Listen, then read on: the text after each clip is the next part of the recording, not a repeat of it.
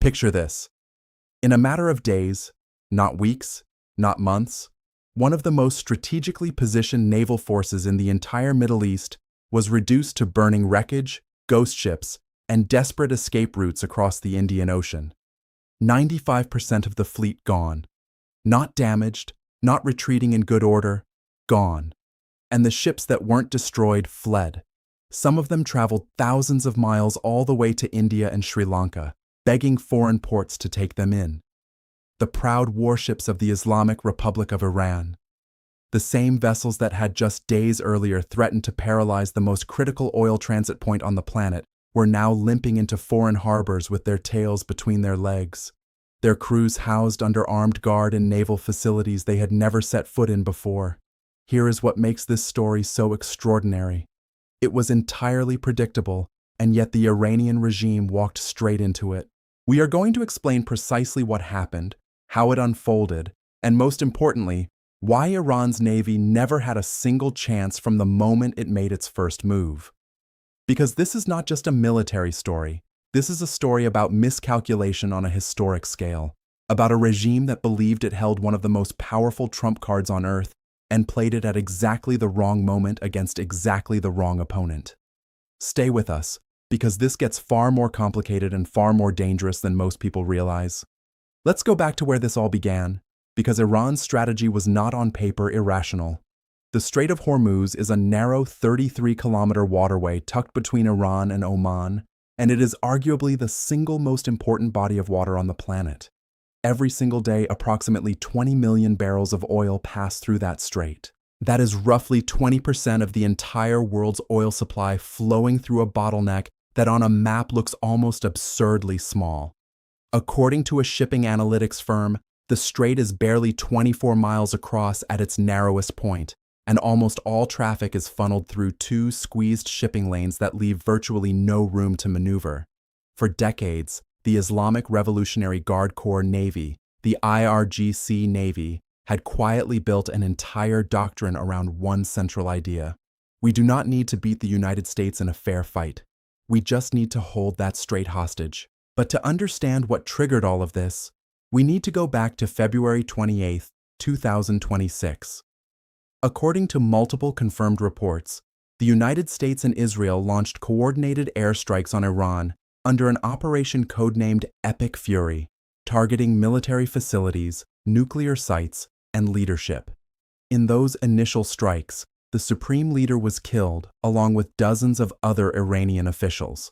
It was one of the most audacious opening moves in modern military history, nearly 900 strikes in 12 hours. Iran's response was immediate and sweeping. Missile and drone strikes rained down on U.S. military bases, Israeli territory, and U.S.-aligned Gulf states.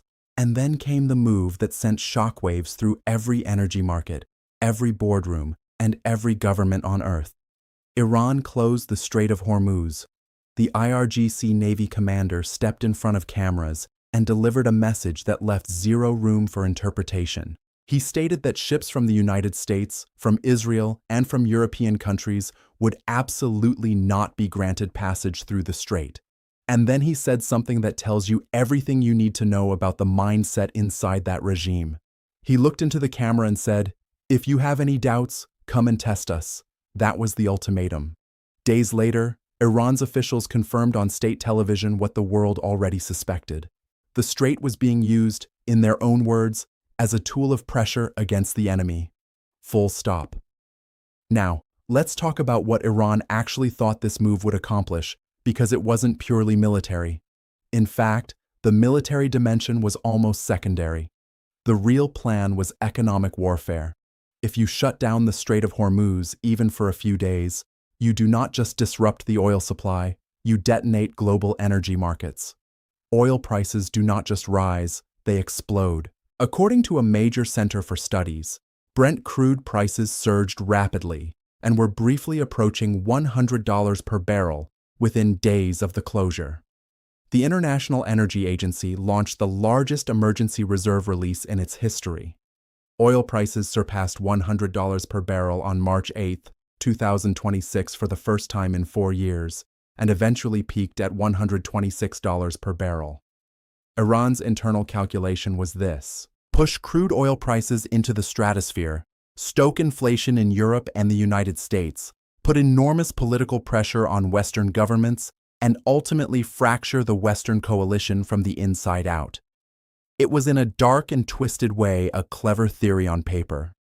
Iran was not just trying to fight a war with missiles, it was trying to win through your wallet.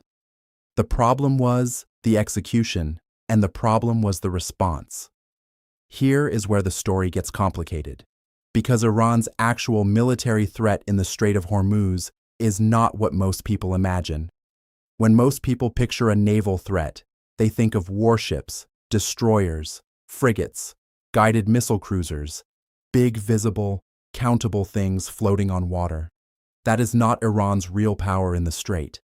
Iran understood this for decades, ever since 1988, when the United States Navy and the Iranian Navy clashed in Operation Praying Mantis, and Iran lost half of its conventional forces in a single day. Tehran made a decision. It stopped trying to build a navy that could fight the Americans ship to ship. It knew it could not win that war. Instead, it built something far more difficult to deal with: an asymmetric warfare system specifically designed to make an opponent's conventional military advantages almost irrelevant. So, what does that actually look like? Deep inside the rugged mountains and cliffsides that line the Iranian coast near the strait, there are tunnels, underground facilities, and caves carved directly into rock. And inside those caves are some of the most dangerous anti-ship weapons on Earth. We are talking about missiles capable of reaching Mach 3, 3 times the speed of sound. When a missile is moving at Mach 3 and is designed to pierce the hull of a massive oil tanker, there is almost no warning and almost no reaction time. Then there are the kamikaze drones. You have heard about these. They became infamous in Ukraine, but over the Strait of Hormuz, they operate in a completely different strategic context. They have a range measured in thousands of kilometers. They cost a fraction of what any warship costs, and they can be launched from underground facilities that are almost impossible to preemptively destroy unless you know exactly where those facilities are. As a senior fellow for Naval Forces and Maritime Security at a leading international institute for strategic studies once explained, the highest threat to international shipping does not come from Iran's conventional warships. It comes from the unconventional arsenal, drones, fast-attack small vessels, and unmanned explosive boats that can be deployed even from something as innocent-looking as a traditional sailing dhow. And then, there are the shallow island-filled waters immediately surrounding the strait where IRGC fast-attack boats patrol, leveraging their intimate knowledge of every sandbar, every current, every hiding spot. The point is this: Iran's real strength in the Strait of Hormuz was never the warships visible on satellite imagery. It was the weapons nobody could see, the ones buried underground, the ones hidden in mountains, the ones that could reach their target before a ship's crew even knew they were in danger. You cannot solve that problem by sinking warships. Sinking warships is almost the easy part. What is genuinely hard and what requires a completely different level of military commitment is systematically destroying every land-based missile system, every drone launch facility, every underground bunker, every radar station, every command and control node. That is the real war, and it was just getting started. But let's examine what Iran did with its conventional forces, because this is where the regime's miscalculation became catastrophic. Iran did not limit its attacks to American or Israeli targets. It attacked everyone. According to multiple reports, Iran attacked at least 19 vessels near the Strait of Hormuz in the Persian Gulf and in the Gulf of Oman. 17 commercial tankers attempting transit were struck. 6 of those vessels, enormous ships carrying millions of barrels of oil, were rendered completely unusable. Not damaged, unusable. One of the most striking examples was a civilian tanker flying a Thai flag. This ship had nothing to do with the United States, nothing to do with Israel. It was a commercial vessel attempting a normal transit. Iranian drones targeted it anyway. The crew was evacuated. The ship was left burning. And then something genuinely stunned outside observers. A Russian LNG carrier, a Russian ship carrying liquefied natural gas, was caught in the ring of fire. Think about what that means. Russia had been by almost any measure Iran's closest major power ally throughout this entire period. Moscow had shielded Tehran diplomatically at the United Nations. Russian weapons technology had flowed into Iranian systems. The two governments had maintained what both sides described as a strategic partnership, and Iran struck a Russian ship. It may have been an accident, a miscalculation about the vessel's identity, but it happened. And it sent a message Iran never intended to send, that the IRGC's forces in the Strait had lost the precision and discipline necessary to fight this kind of campaign without creating catastrophic collateral damage. It also quietly shattered whatever diplomatic protection Iran thought it might receive from Moscow. The global energy markets, already rattled, went into full panic. The number of ships transiting the Strait daily, which normally sits between 70 and 80 massive cargo vessels, dropped to nearly zero overnight. Not a reduction, nearly zero. Over 1,000 commercial vessels anchored in surrounding waters and waited. Billions of dollars of goods and energy sitting motionless, waiting for someone to tell them it was safe to move. War risk insurance premiums for any ship even considering entry to the region skyrocketed to levels the maritime insurance industry had never seen in the modern era. Supply chains that depended on that oil, fertilizer production, aviation fuel, industrial chemicals, aluminum, even helium critical for medical imaging and semiconductor manufacturing, began to seize up. The disruption has been described as the largest supply shock to global energy markets since the 1970s energy crisis. The economic weapon Iran intended to point at the West was now pointing at everyone. Now, let's talk about the American response, because this is where the story shifts and shifts dramatically. When the United States decided to respond, it did not send a diplomatic note. It did not call for a ceasefire. It did not go to the UN Security Council, where a Russian or Chinese veto would have blocked any meaningful action anyway. It sent 2 aircraft carrier strike groups. If you are not familiar with what those names represent, those are not just warships. Those are carrier strike groups. Each aircraft carrier is essentially a floating airbase, carrying dozens of strike aircraft surrounded by a screen of destroyers, cruisers, and attack submarines, capable of projecting overwhelming military force across hundreds of miles in every direction. Together, they represent a concentration of firepower with almost no historical parallel in naval warfare. They were already in the region positioned, waiting. Now, the deterrent phase was over. What followed was by any measure the most devastating single campaign against Iranian military assets in history. It was confirmed that the U.S. military had destroyed and sunk Iranian naval ships, corvettes, frigates, fast attack craft, logistics vessels, mine-laying ships, and was actively pursuing the rest. On March 12, 2026, U.S. Central Command confirmed it had struck more than 60 Iranian naval vessels, including over 30 mine-laying ships specifically targeted before they could complete their missions. B-52 bombers delivered precision strikes. Tomahawk cruise missiles launched from submarines and surface ships hit targets unreachable by aircraft. On March 17th, Central Command announced it had employed multiple 5,000-pound penetrator munitions on underground missile silos along the Iranian coast, the kind of hardened targets only the heaviest precision weapons can reach.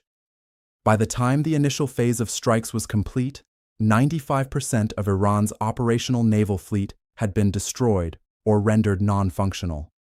95%. Let that number sit with you.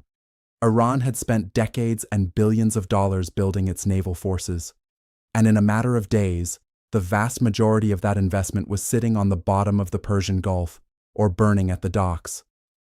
But here is where the story takes one of its most remarkable turns. Not all of those ships were at home when the strikes began. 3 of Iran's most significant naval assets had been participating in a multinational naval exercise called Milan 2026.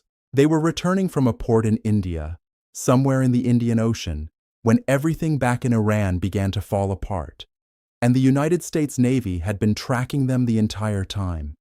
The story of one of these vessels became the defining example of this conflict. After departing from India, it turned south, taking a route of approximately 1,500 to 2,000 nautical miles through the Bay of Bengal across the Indian Ocean past the southern coast of Sri Lanka. Its captain knew what was happening back in Iran. The ship accelerated. It changed course. It was running. It was not fast enough. On March 4, 2026, a U.S. submarine fired a torpedo at the vessel off the coast of Sri Lanka. The ship went down. That torpedo strike was the first successful torpedo attack by the United States Navy since World War II. Think about the historical weight of that fact. The last time an American submarine had sunk an enemy ship with a torpedo, the world was in the middle of the deadliest conflict in human history. More than 70 years had passed, and then in the Indian Ocean in 2026, that chapter reopened. Another Iranian vessel running a similar route made a different calculation, claiming a technical malfunction, a transparent pretext.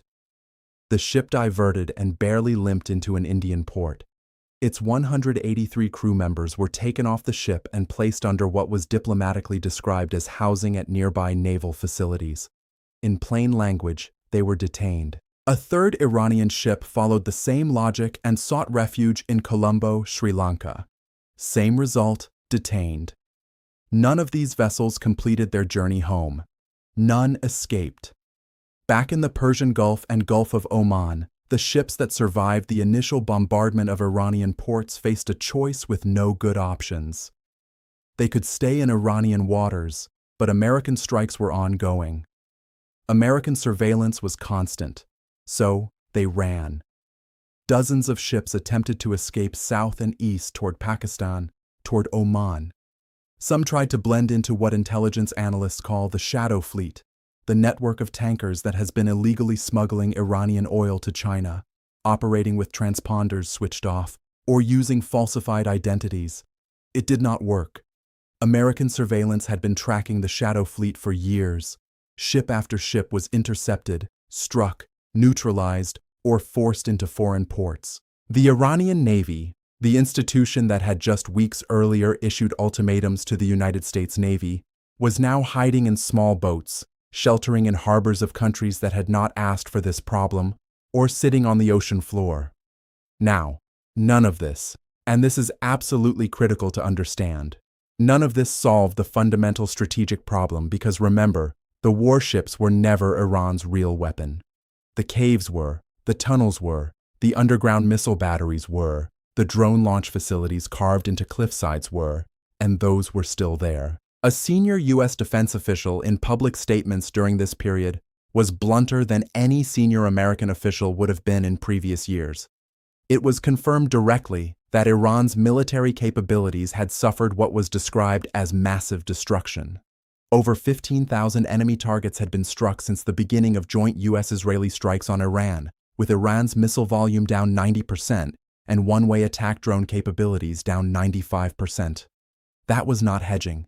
That was not being diplomatic. That was stating a military reality. But here is the honest assessment. This is not over. Asymmetric warfare by its very nature is almost impossible to fully eradicate. You cannot destroy every missile if you do not know where every missile is. Iran has had decades to build redundancy into its underground systems. There are almost certainly facilities that have not yet been found, weapons that have not yet been destroyed. On March 21, 2026, a U.S. president issued a public ultimatum to Iran, demanding it fully open the strait within 48 hours, threatening to strike Iranian power plants if it did not comply. According to multiple sources, Iran doubled down, threatening to completely close the strait and strike vital infrastructure across the region, including energy facilities and desalination plants critical for drinking water. Meanwhile, the United States announced something extraordinary. U.S. aircraft carrier strike groups would personally escort civilian oil tankers through the strait. The world's largest navy was now officially acting as a global maritime police force. And then there is the matter of the mines. In addition to its missiles, drones, and fast attack boats, Iran had prepared one more tool for turning the strait into an impassable killing ground: sea mines. This was not a new capability. Iran has maintained mine-laying assets for decades, and American military planners have long identified Iranian sea mines as one of the most difficult threats to neutralize in any conflict scenario. A modern naval mine buried in shallow water, anchored to the seabed, invisible to radar, can sit dormant for years. It can be triggered by a ship's magnetic signature, by acoustic signals, by changes in water pressure, and clearing a minefield, even a known one, is an extraordinarily dangerous, slow, and expensive operation. If Iran had succeeded in mining the Strait of Hormuz, the consequences for global energy supply would have stretched not days or weeks, but potentially years. As a senior military official stated publicly, the U.S. had made it a priority to target Iran's mine-laying capabilities specifically. According to U.S. Central Command, over 30 Iranian mine-laying vessels were specifically identified and destroyed before they could complete their missions. And then there is the question of what comes after. Even if every land-based missile in Iran is eventually destroyed, even if every drone launch facility is located and eliminated, even if the strait is fully reopened to free navigation, what is the plan for the day after? Iran is not going to become a cooperative member of the international community because its navy has been destroyed. Its government is still in place. Its ideology is still in place. Its relationships with groups who have their own missiles and their own grievances are still in place. Destroying a military force is not the same as solving the underlying political conflict that produced that military force. And that tension between the undeniable military success of the American campaign and the unresolved political reality beneath it is the thing that will define whatever comes next. Let's be absolutely clear about what has happened and what has not happened. What has happened? Iran's conventional naval forces have been effectively destroyed. The ships in port are gone. The ships that tried to escape have been sunk, detained, or are hiding. The mine-laying threat has been neutralized. Iranian ports and naval bases have been reduced to rubble. The IRGC Navy, the institution that threatened to close the world's most important waterway, is for all practical purposes no longer a functioning military force at sea.